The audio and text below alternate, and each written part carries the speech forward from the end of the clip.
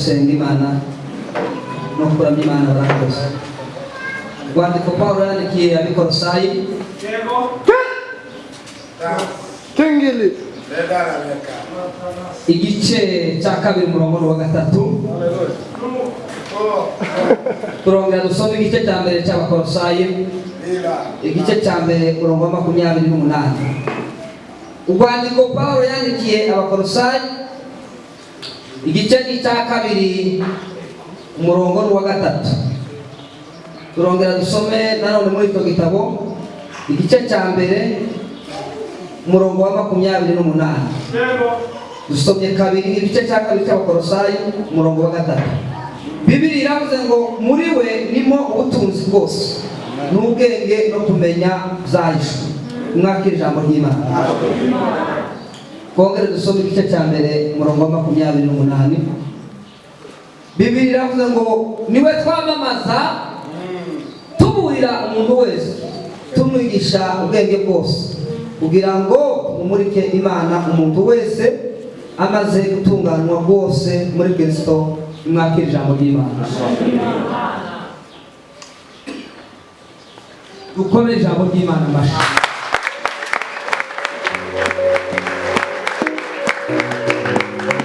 Shimiye Imana ya Israeli yabanye nawe ikaturinda tukongera tukubona.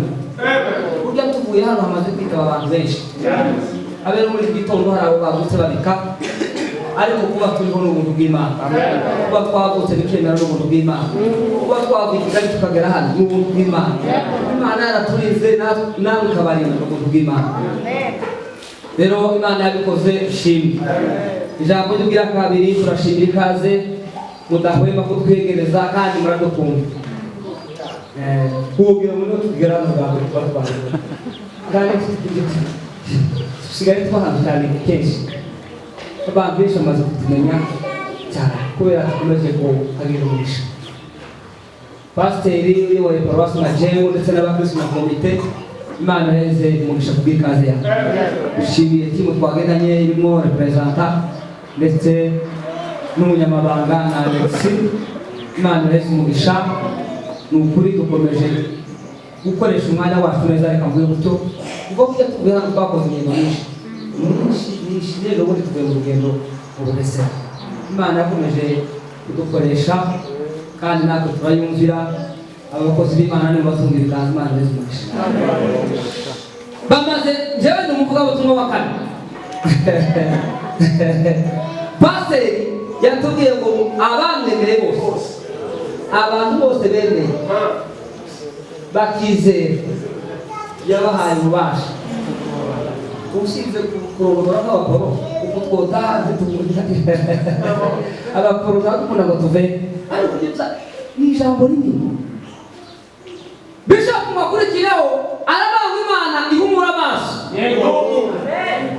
Amaso y'ubuhumyi, kandi ubwo buhumyi ni ubuhumyi buturuka kuri sogokuru yahuye nabwo muri Edeni. Ni ubuhumyi buza guterwa nta kindi kintu kuzakica amaso. Ikintu virusi uzayica amaso y'umutima ntabona agahuma n'ibisa.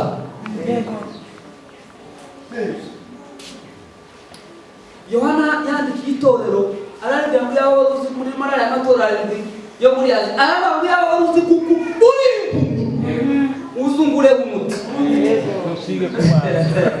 kugira ngo utunga woza amaso.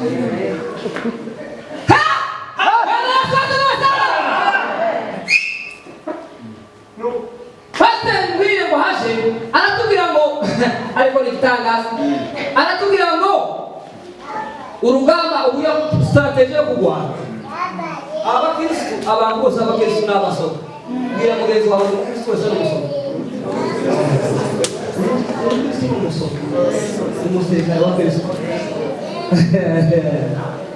avuga n'uburyo tugomba kurwana urugamba, ariko aravuga ngo turashobora urugamba tuzicara ahantu mu mwanya hakomeye kuko na Kristo yanesheje urwo rugamba akanesha akicara. Tugiye kuganira ijambo ry'Imana umwanya mugufi ariko umuti tuzukorera ubwinshi. Tugiye kuganira twongezaho kuri aya magambo abakozi b'Imana batugejejeho umwanya muto. Tugiye kuganira kuri Yesu Yesu Kristo, kwamamaza Yesu. Zamamaza insinzi ya Yesu, zavuga ukomera kwe, izawe makuru y'ivuna, abazakurukaho. Yesu ingari mutambara, azananirwa, arakomeye. Yubariro no kunena, kunesha nazo nize,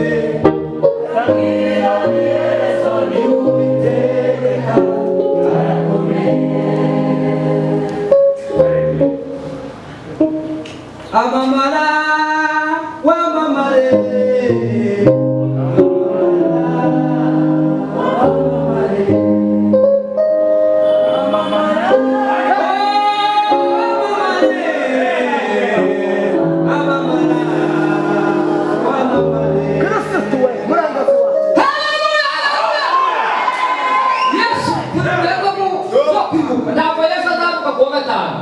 yakutekera aza mu mubiri, aza yemera kuvuka aza mu isi. Kandi nakeneye ngo tumuganireho kuko muri iyi minsi dufite kumwizihiza twibuka ibyo yakoze avuka mu mubiri. Yesu yemeye kuvuka mu isi kugira ngo twebwe abari hano tuvuke mu ijuru. Icyatumye Yesu yemera kuvuka akamba mu mubiri, akikiza hawuze n'umubiri, akavuka mu mubiri, ni ukugira ngo wowe uvuke mu ijuru. Abana bose bakizera yabaye ubasha kwizera. Ni ukuvuga ngo icyatumye Yesu avuka, akaza akavuka mu kiraro cy'inka, akavukira kwa Mariya na Yosefu, kwari kugira ngo wowe wandike mu gitabo ndangamurage cy'ijuru. Iyo Yesu atavuka ngo avukire mu isi, wowe ntibari kuvukira mu ijuru. Wari kuzazagwa n'ababyeyi bawe ba Mariko n'abandi tutavuze, n'aba Erike n'abandi bakuzana gusa, ariko ntibari kuvuka mu buryo bw'ijuru. Ariko Yesu tumuzamurishoje wakoze imirimo. Impamvu ya kabiri, Yesu yababwiye uyu mwana w'uhisha ninde wazawe n'umukene, dora yaje mu kiraro cy'inka. Yesu yababwiye ukuruhisha, yemera kuba umwana kugira ngo abamwizeye bose babe abana b'iki b'Imana. Ariko Yesu yakoze akazi gakomeye bana. Tugiye kuganira kuri Yesu. Umupasiteri w'iwacu witwa Ndayirora Oscar yatubwiye ijambo rikomeye. Yaratubwiye ku kintu gikomeye, muzusanga umuntu yamamaza MTN, ngo akayamamaza. Ariko simukadi afite ari Airtel. Abantu bari kuvana amakuru badafite, banahagazeho. Ndetse uwo mukanga kwihakana Yesu. Ngo mugabo we Yesu mwarashaka yo baba ati sinigeze mumenya kuko karamamaza ibintu atari shuwa tiyo bisira. Uwo mugira ngo basiye sinya Ali data Badanieli bakanga ariko bari bahagaze kuzo bise, bari bahagaze ku mahame y'ibintu bise. Umwami arabwira ngo sanduraka n'amashekera bigire nimebwigishe kuba ngo tunakorera ibintu itegeko ryasohotse mwe mwiziye mbaraga mushirikire, ariko mwumvishije neza itangazo ryasohotse. Barabwira ngo mwami Nebukadineza twamwumvise, Imana twizeye, Imana twakoreye, Imana twakurikiye, Imana iturimo, itwaranira ikindi kigirwamana habe na kimwe yodukiza mu maboko yawe Nyagasani. Ariko nubwo itodukiza, nubwo Imana dukora ritadukiza, nta mpamvu yotuma turana Imana zawe. Abo bose bapfuye bizera babo nibabona zashira umuze, tuzaririmba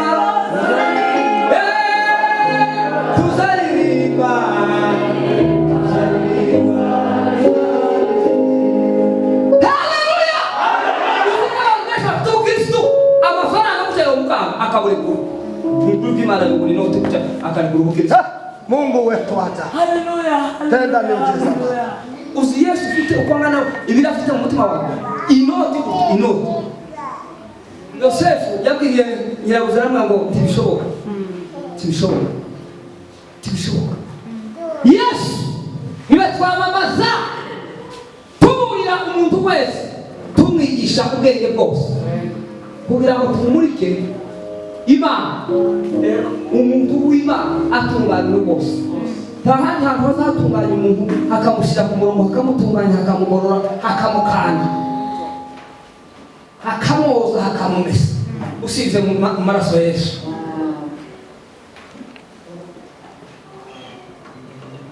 Amaraso ya Yesu adashonga umuntu akamushonga, akamutunganya. Yesu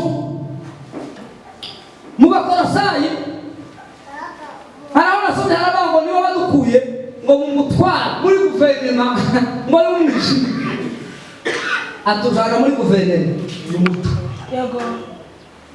Yadusanze muri guverinoma y'umwijima ryari ni ukuvuga ngo nyuma yo gucumura kwa Adamu isi yose yabaye umwijima, ikizima kiraba. Umuntu wanga kuza kudukura muri guverinoma y'umwijima, mu butware bw'umwijima akagushyira mu butware bw'umuco ni Yesu. Kandi yemera kuvuga, azava n'umugore avugira ahantu hasuzugura, yitiza umubiri we, ahinduka umuntu, yemewa akishwa bugufi. Mu Bafilipi bitari uzasome uhereye ku gice cya 2 ugeze uhereye ku murongo wa 5 hazaravuga ngo mugire wa mutima wari muri Kristo Yesu, ugomba n'ubwabone kugumana n'Imana mu ijuru atari ikintu cyo kugundira, ngo ahubwo yisiga ubusa yambara akamere k'umugaragu w'Imana, tiyanga ndetse no gupfa urupfu rwo ku musaraba, ngo aramanuka yishyira bugufi, atukwa nawe ariko yari afite intego yamuzanye. Uwo ni we twamamaza, uwo ni we tubabwira, uwo ni we twaje kubabwira. Abantu naratangaje muri Noel pastor, abantu benshi bategereje Noel ngo basine gusa. Nuko hari abantu bafite ko banavuga ngo se Noel yageze, babitse ifaranga zo kugira gusa ngo ariko tundabona umuntu abitse ifaranga zo kugira ngo ari isubenge,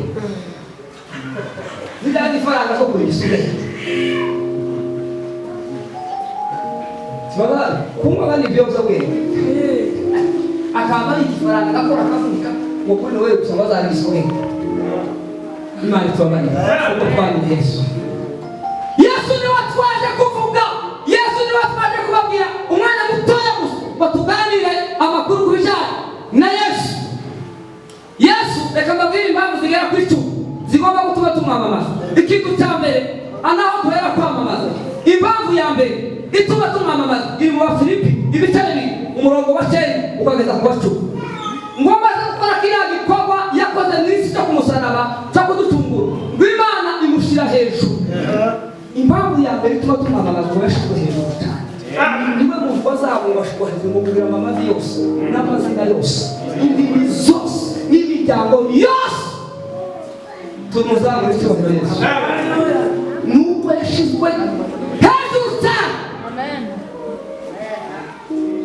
Mu Baheburayo ushaka kumenya amakuru Yesu usoma ibitabo by'Abakolosayi, usoma abakoro, usoma Abaheburayo, usome n'Abaefeso. Ushaka kumenya Yesu ibyo bitabo ndabigutuza, uzosoma Abakolosayi, usome Abaefeso, usome Abaheburayo. Mu Baheburayo azavuga se muri haruwo nigeze kugira ngo ngahe yicare ku byo bwanje muri mwese ninde nigeze kugira ngo ngaho umwana wanjye nakuzanye umunsi ngahe cyane iburyo babamarayika yabashize munsi y'ibirenge bye.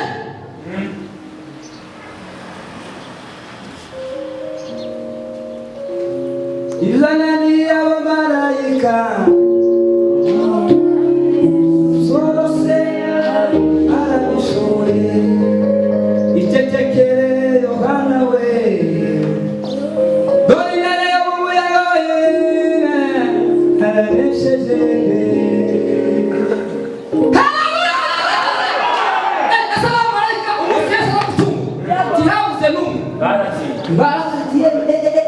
Kandi Yesu urupfukwe iwe yarupfuye kurushaho abandi bazapfa kubera bakana za korona, iwe yapfuye bishaka. Aho tutandukane n'izifu zindi, urupfu yapfuye kurushaho, yapfuye mu ijuru azi kwasha kubera urukundo n'imbabazi.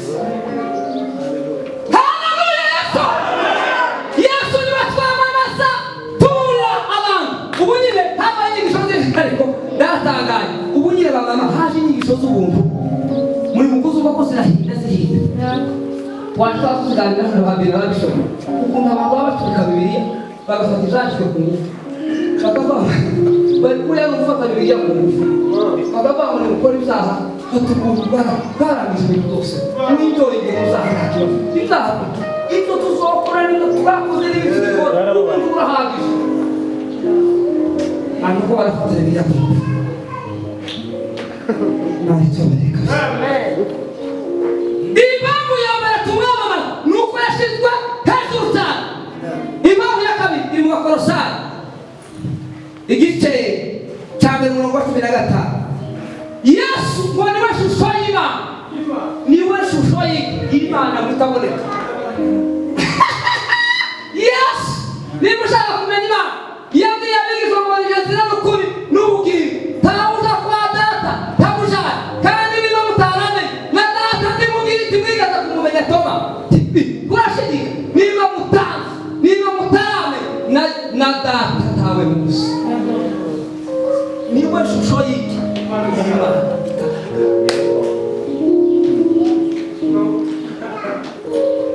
muri Yohana hazanga ngo ntabwo bigoreye kubona Imana utaba kwimenyekanisha ubwese umwana w'ikindi muri mu bituza cy'arasi igice cy'abana b'abantu umunsi wa 18 niwe shusho y'Imana niwe shusho y'Imana itaboneka iyo ni impamvu ya kabiri impamvu ya gatatu niwe w'Imana yaremeyemo byose ibiri mu ijuru n'ibiri mu isi Imana yabiremeye muri Kristo Abakolosayi igice cya mbere umurongo wa 16 niwe Imana yafashe ifata ibyo mu isi niwe mediator niwe muhuza niwe muremyi niwe Imana yakoresheje niwe kiraro gihuza ijuru n'isi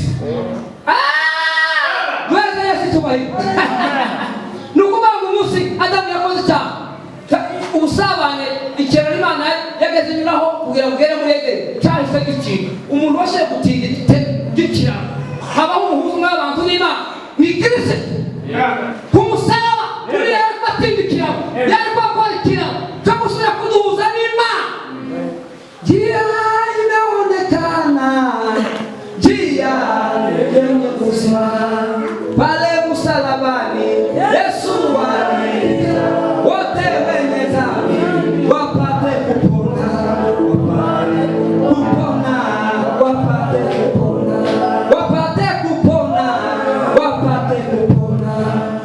Yesu niwe Imana yaremesheje ijuru akandi ngo ibiri mu isi n'ibiri mu ijuru niwe ngo niwe yaremesheje mu ijuru n'isi impamvu ya kane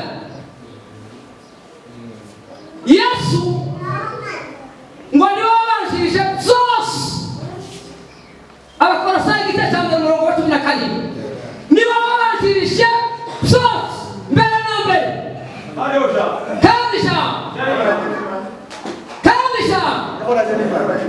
tatare mato uone Kristo uone twamamaza umuntu twamamaza tugomba kuvuga ngaya makuru tugomba kuvuga kuri wowe ntituvuga bateza amashaza ahora yega ntituvuga bateza ishobora ngatagayo inyama tubora mu makuru imisi yose rero gatandatu nta koti yari mweto nitaki ngi amakuru ngiri rohe ngiri ngaya makuru tuzovuga mu mata ngaya makuru tuzozana mu muhanda ngaya makuru tuzovuga muri mate ngaya makuru niwe twamamaza ngaya makuru aya ngaka karasisi ngomba kuzana mu kuri rohe ngaka karasisi ngiri sute kuvuga ngo amamara wamamare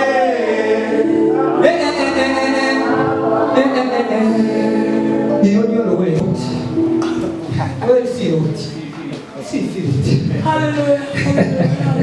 Noheli nayo byo tuzobizi bivuze ngo tukabikora kandi nabyo ni ngombwa sivuze ngo tukaje gusura ariko utwara amatara ngo tutaje amatara ngo wasigara abantu twaba uko barateka kuna tupepekwa na majeshi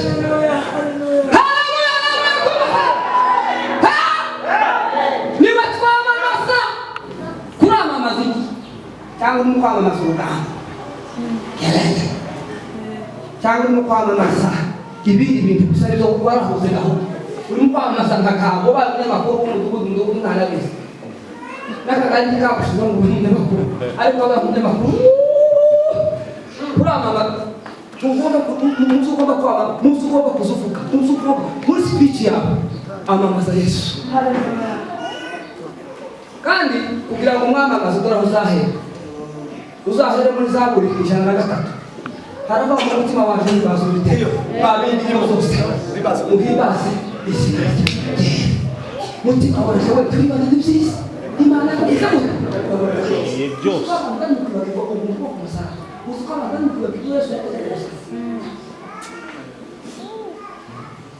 abantu bari kwamamaza icyo batagira umuntu uri kwamamaza umutima bataramamaza Yesu yamara ko abantu baramamaza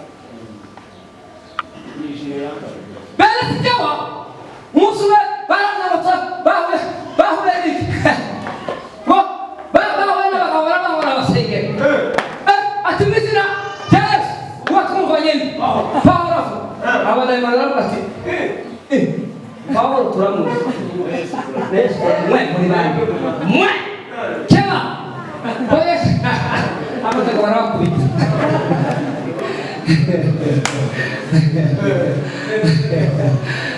Imana yasabye tubabari uzoza wamamaza Yesu mbere yo kumujana muri majengo abanza yamamaza umutekerezo wawe muri wowe niwumva yamamaye sawa uramufite uramutuza uwo Yesu namenye yanutiriye byose yamuhaye umutima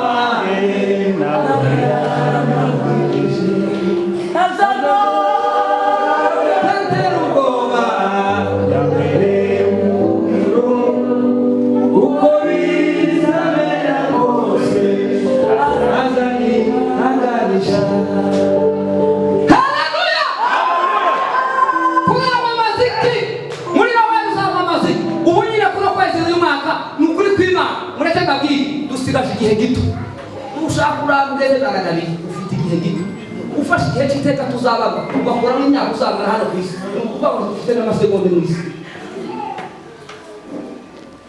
Paulo yandikiye Abaroma arababwira ngo ijoro rirakuze dore burende gutyo kwiyambura imirimo y'umwijima tugendane ingeso nziza ngo tudatongana kabiri tudasambana gatatu ngo tutagira ibiganiro bibi ngo nibwo tuzaba tubaye abisumba byose kuramamaza iki muri wewe niki kiri ku mutima wawe niki kintu uri muhawumva muri uyu mwaka tugiye gusoza wa 2020 kandi batubereye mubi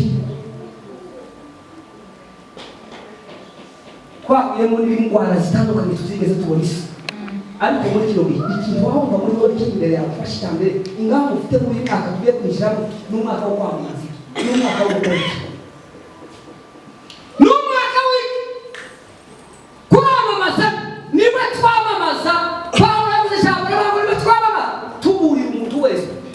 ubwenge bwose aragamba muri we muri Kristo niwo mutunzi bwose kandi ubutunzi uzagufasha ibintu bibiri ikintu cya mbere ubutunzi bwo muri Kristo buzagutanga amahoro mu mutima icya kabiri buzagutanga kunyurwa waliona Yesu ni matajiri utajiri hauna mwisho Paulo ananifuta mzani na muyaji nabitekereje kwa ngihozo ubutunzi butagira kabi ariko kumenya Kristo ndetse muri zari nabitekereje kwa kamasi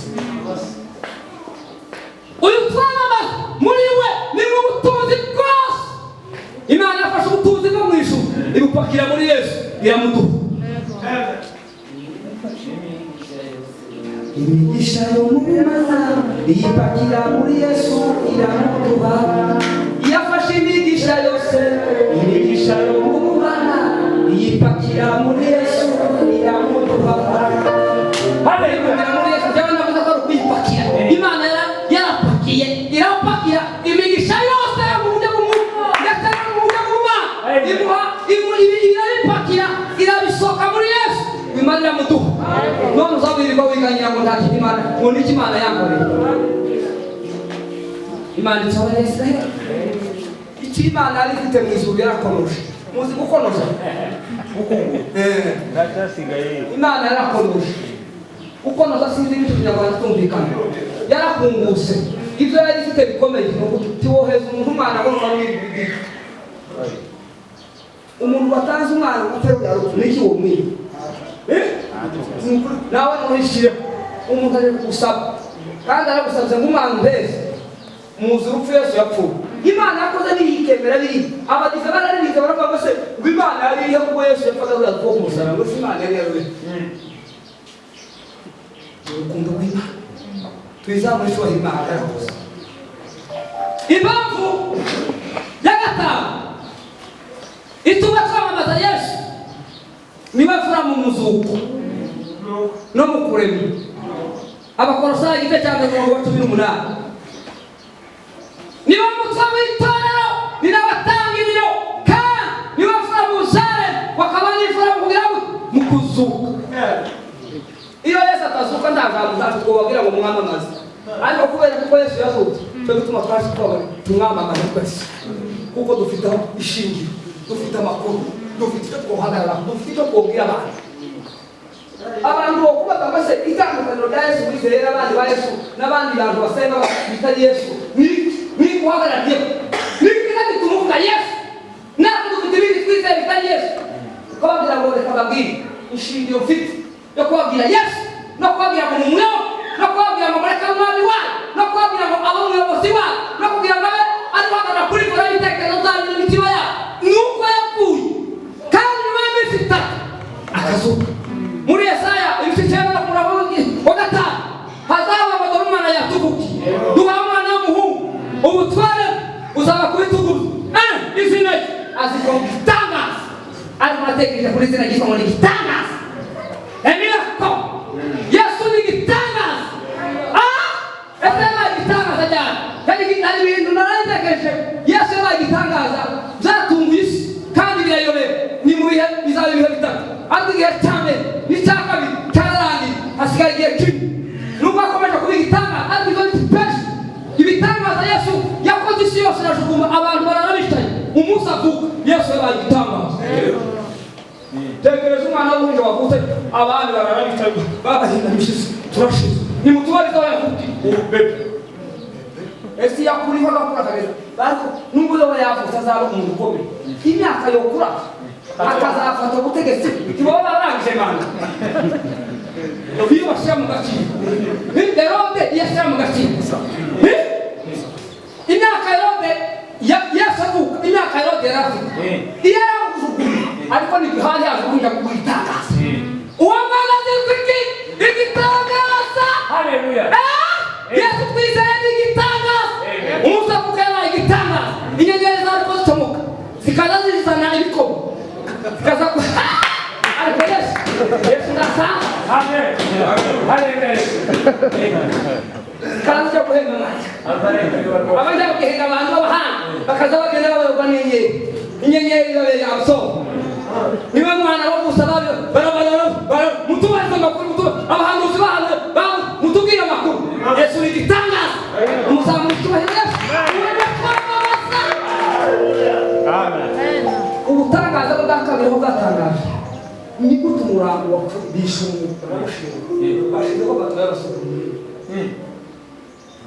ni mwako umuntu akiri muzima amaze baravuga ati birarangiye ko twashinguye bashinguye birarangiye niba arafite umutwe munini na politike ndende yarangiye ariko nyuma yo kumushinga baba barabica bashaka abasore bari bazi ko umuntu bibateje umuntu umuntu usanzwe bari bazi ko kuwabisha ari igitangaza uwo ni batwamamaza n'uwo twamamaza kakebara tuzamura Imana ya Israeli uwo ni twamamaza tumurira umuntu wese kandi ni mu butunzi bwose bubakiye amen ubutangaza bwe bumvise buraba barategereje umunsi bazagaruka umunsi azagaruka bajya bisubira azariyongorera ukunda abantu bose babanza bakayakurikana uzobwiye kwiba cyafashe amafaranga azayariko kandi ntawe umubwiye ngo dore hari abarakuboye isi isi zibwiriza habe guhamagarana abantu b'abana babura abandi bagabo bapoteye hazaba umukwaho kuko ni surprise y'ijuru hazaba haje igitangaza intare mu muryango wa Yuda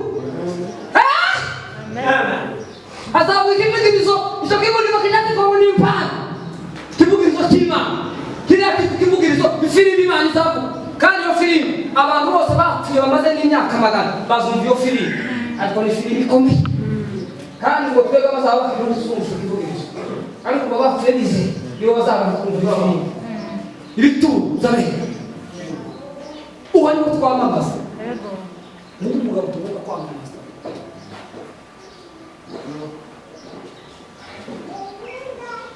muri kino gihe kuramamaza ikintu ushize imbere mu gitekerezo aho niho kwamamaza business gusa kugira ngo ukamamaza business gusa ukahekera cyangwa kugira ngo wubake amazu menshi cyangwa ibyo ni byiza ariko dore umuntu ugomba kwamamaza Kristo umuntu ugomba kwamamaza mu bitekerezo byawe ni Kristo.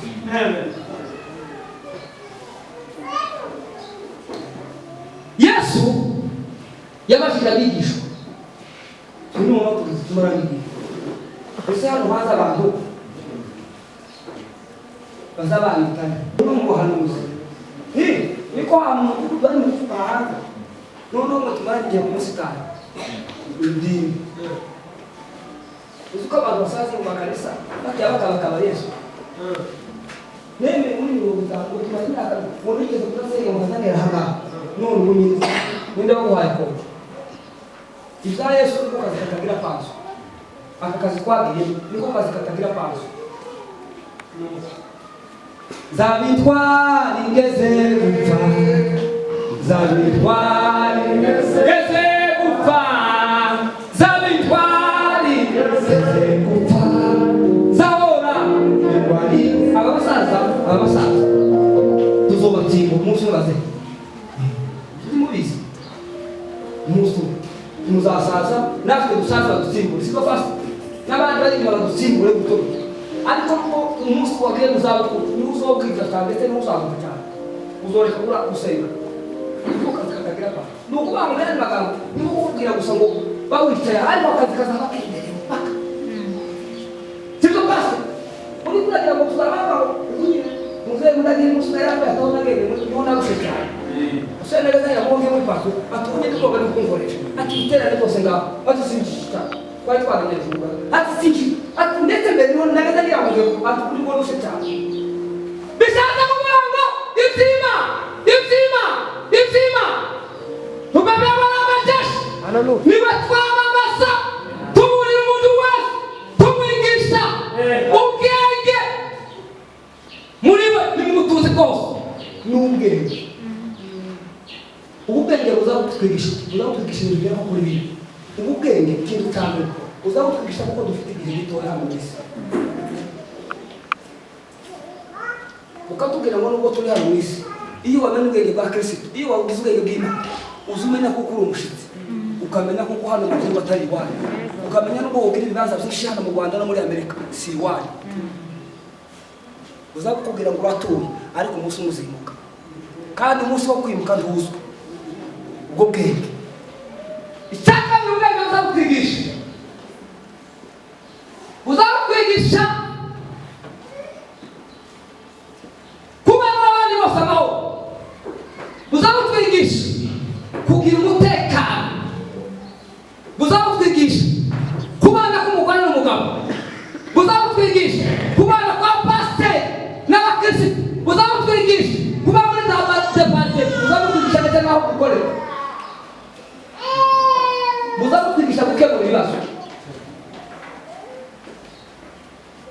Yosefu yari afite ubwenge amaze gukora yabi baravuze ko se tuzabona hejuru niyo twabona umugabo w'umunyabwenge uri wiki mwuka w'Imana twamubona hehe twamukura hehe muri we ni mu butunzi bwaje n'ubwenge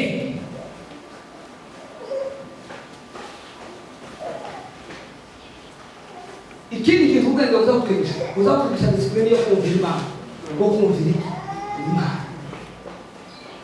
Bibiri ivuga ngo umuntu amagambo yakayakomeza ngo azaba nk'iki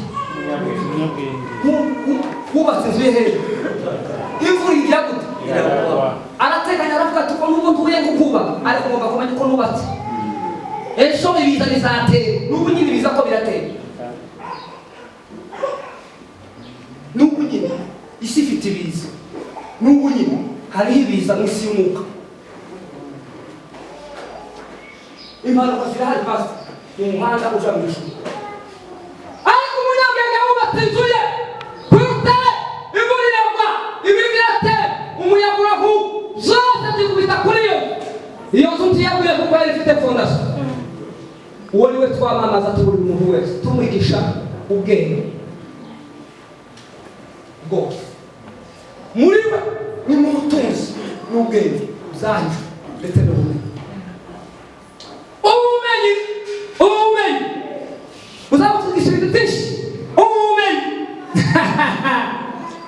kwizera no kugira ngo ni ukumenya ibyiringirwa mu Baheburayo igice cya 11.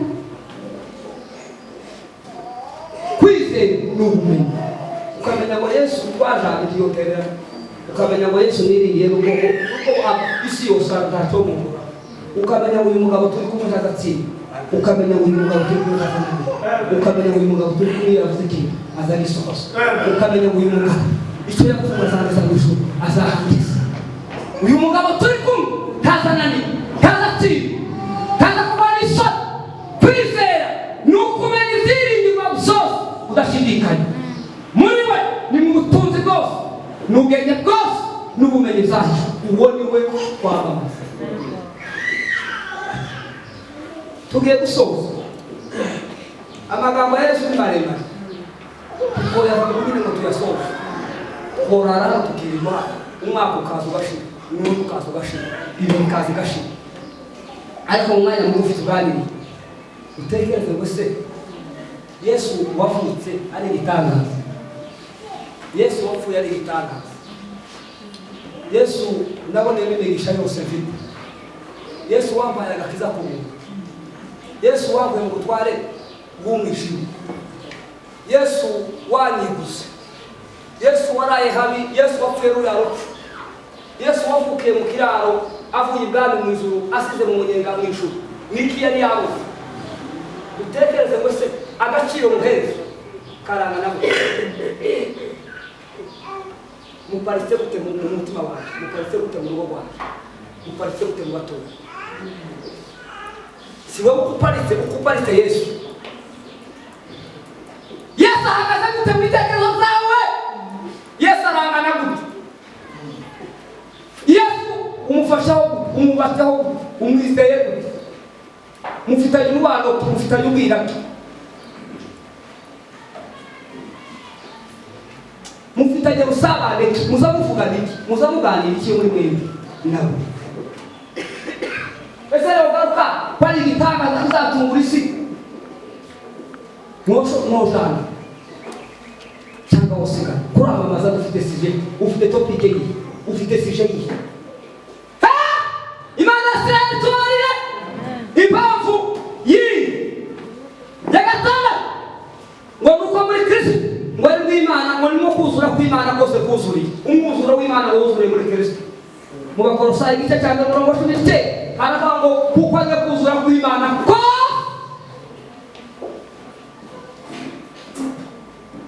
Imana yuzuriye muri Kristo. Bibiri ivuga ngo mwitangirire ngo Imana yabango tureme. Imana yagaragaye mu isi inyuze muri Kristo. Imana ntiyari kuza mu isi gutya ngo ibane n'abantu, ariko yohereje umwana wayo w'Imana yemera kuvuka nk'umuntu, ariko ahinduka Imana bwo kugira ngo agarurire umuntu wari watandukanyijwe n'Imana amuhuze n'Imana. Tekereza ubwo yamwase Yesu tubanye tugiye gusoza. Utekereze ngo Yesu twamenye, ariko iminota yanjye cyane ubikerekane nari ngiye gucikiza, reka komeza ubukeye sasa iminota yanjye iriho kabisa. bapa sindayirangiza ariko Yesu kuramamazana sarira abantu bari kwamamazana yo muri mukumva umunsi yakinye kandi bari abantu bazabamazana rero kuzabwira ngo babura tiwo kwirirwa wamamaza Kristo uvuge Yesu cyangwa bamamaza MTN na za Airtel ukwezi kurangira bakambwira ngo ngahe muvire mwa ikibazo cyabaye abantu bahugurwa n'inyungu zabo mu muntu w'Imana kibamamaza batasisha bituma babura inyungu ariko ruhagurutwa n'ubwari bw'Imana gusukarisha kandi umurimo w'Imana ni ukuri kw'Imana n'ibindi byose uzabibona iyo ni ukweli wa Bibiliya niba waguruka ku murimo gusa tugahaguruka n'ubwami bw'Imana tukaza turara ijoro tukagisha ku murimo w'Imana tuzabona n'ibindi byose tuzabona n'ibindi Petero Yesu ndetse ko twataye akazi tukareka ibirimo kandi ko turi abarozi tukaza tukabata muri minisiteri kuko tuzabona ariko Petero nakukunda Petero yari umugabo abaza Yesu se ko twakwega mu mirimo turaza muri uwo murimo niki tuzabona niba warakizwa mu rusengero bwira umutwaro w'umurimo w'Imana wamamaza Yesu ibya Yesu bishyirwe ibya Yesu aribyo biba namba wani mu mutima wawe mubwenge kandi biri mu mategeko ya kino gitabo arizo mwibwira ku manywa na nijoro amen business y'abakristo ni ukwamamaza Yesu business dufite abashumba ni ukwamamaza ubwami bw'Imana ni ukuzamura ubwami bw'Imana business twahawe abarokora ni ukugira ngo Yesu yamamare mu mitima yabo mu miryango yabo mu midugudu yabo mu gihugu cyabo no mu isi mugende hose ku isi muhindura abantu kuba bigisha kandi mubitondere kuba mubigishe kwitondera k'umutegeko yawe kandi ngo dore ndi kumwe nawe mugeza kumbere y'isi kandi cyo kundira Yesu kiyo ko gutuma ugende umwamamaze ngo asigare muza mwamushorera ukutwaje rero waduherekeje iyo ataduherekeje se twari kugera hano twebwe twari dufite imbaraga zo gukurikira tukagera hano pasi twavuye na Nyabugogo wagize ngo ataba Yesu mwamwishe mwamwaje hano mugatera yabatumye mu murimo kandi bamare murashaka taza gutuma mu kazi ngo asigare Yesu cyubahiro uyu mwana w'uruhinja ninde wazawe n'umukene doragende mukira dotinga kubw'icumbi ryabuze n'umuremyi w'isi yose niwindutse muto n'Uwiteka yiringira rutare rugashira n'Uwiteka yiringira rutare rugashira n'Uwiteka yiringira rutare rugashira niko ye mureke muhaguruke duhagurukane n'iyonga ni ukuri kw'Imana muhaguruke duhagurukane n'imiryango yacu Yoshua yaravuze ngo jewe n'umuryango wacu muhutemo Imana muzakorera niba Imana zakiriya gihugu ariko arabagira ngo jewe n'inzu yacu tuzakorera n'iteka uzi ko ari ababyeyi bazakubitira abana amanota mabi ariko abana bakamara umwaka w'abana mu nzu bazabasenga byo bagakubitira none ndatangaye wiyibiye tubazanye ngo ndakwishyura ariko umwana akazajya gusaka byabo wa taza mubaza niba agasenga taza mubaza ko hari umuntu n'akarongo n'akantu yibitseho muri bibiri Imana tubabare ngo wa mwana ngo ari kutsindwa wabayeho ubu twabaza abantu ibibazo twasohokana gutsindwa ariko abenshi bazakwita abantu bazanye amanota ndatu uwo twabaza se pasiteri yasomye ariko umwana nazana derete y'amana kuza amafaranga n'akazi mureke Yesu ariwe twamamaza mu miryango usoza ubwira umugore ko se utwara isuku Yesu yoza twoshana cyangwa wose nawe kubaza ngo se uzubona ko ugenda ngo kabisa ubona kuzabona wewe utabona n'inki yabwira ngo wewe utabona n'inki yabwira wewe ngo ni mugucuruza uko ngahomba ufaranga n'amazi muri basisa gukurikirana mu mago n'ibindi manza ariko niba naho bazumvise ubona ko tuzabana mu bujijwe ko twabana ikibiro tugasanga ibirayi tukabana muri Yesu umunsi wo kunga tuvuye hano kwa Danijuru uzibona ko twokwimukana mata uzibona ko tuzimukana cyangwa tuzobana gusa birangire hano no kana gatani ariko divorce izahaba Yesu nagaruka ibifite umubare musikira cyo kizo cyavuze azaba divorce rero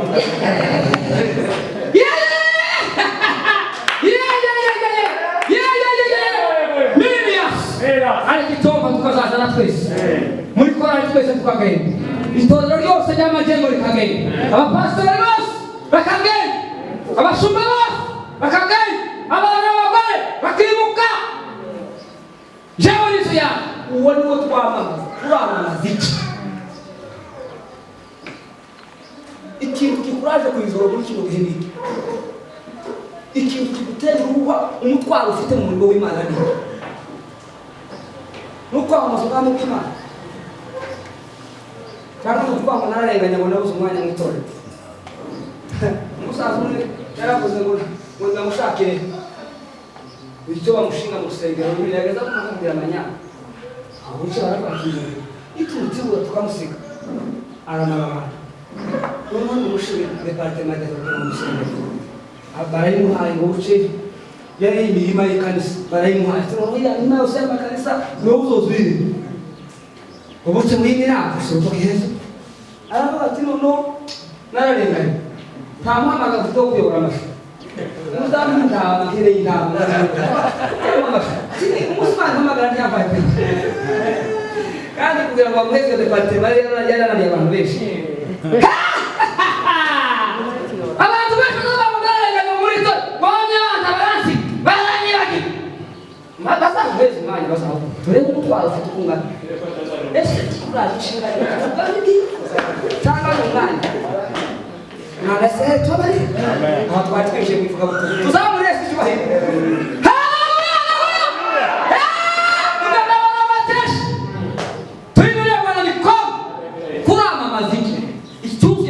bwawe niki ufite umushinga nyamuri ufite ukura utumura urwego mu murimo w'Imana niki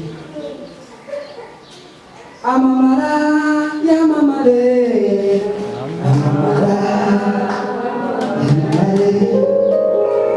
amamara yamamare ubuzima bwaje amamara yamamare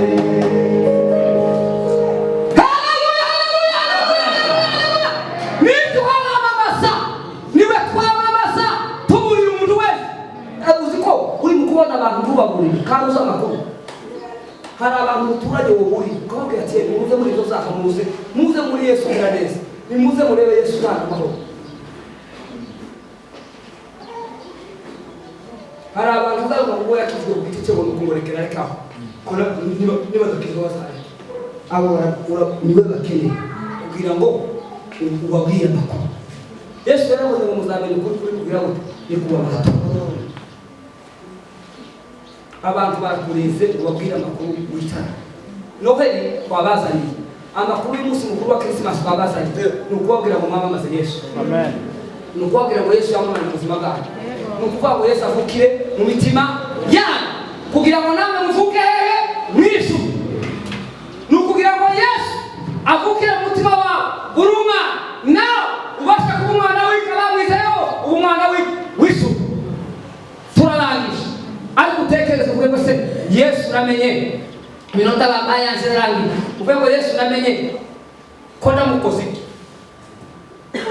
amari ko ndamumenye niki na Mariya bana yani yagejeje ko niki naramuvuze Yesu uyu mwaka ushize niki ndiko ndavuga iki kandi reka mbabwirize zo kuvuga Yesu hari ukwamamaza ukabwiriza hari ukwamamaza ukabwiriza hari ukwamamaza utavuga ubu babivuga ikirato gisha utiyumvira ngo kuri Yesu uba wamamaje Yesu wowe muri imfuzi ya buraya ukabura umuntu mitiweli utazawivuza mu bandi ukagira umukene ufungurira uba wamamaje nde abantu bagabo kwamamazaga bose bavuga ati tazi kuvuga nzavuga n'ikizovuga Yesu yavuze ngo bazabamenyera ku mbuto icyo biba cyose hano mu itorero no hanze y'itorero na hano muri Gisenyi ni ukwamamaza. Hari ifumba twazanye, hari hamba twazanye itatanzwe n'abari abaterankunga yatanzwe n'uruhu n'abakirisitu. Abo bantu pastor bakoze igikorwa cyo kwamamaza kandi basigaye benshi baririya dimaje, ariko imirimo yabo ivuga butumwa baje gukora Gisenyi birakomeye. Hakika ya Mungu na Mungu anajua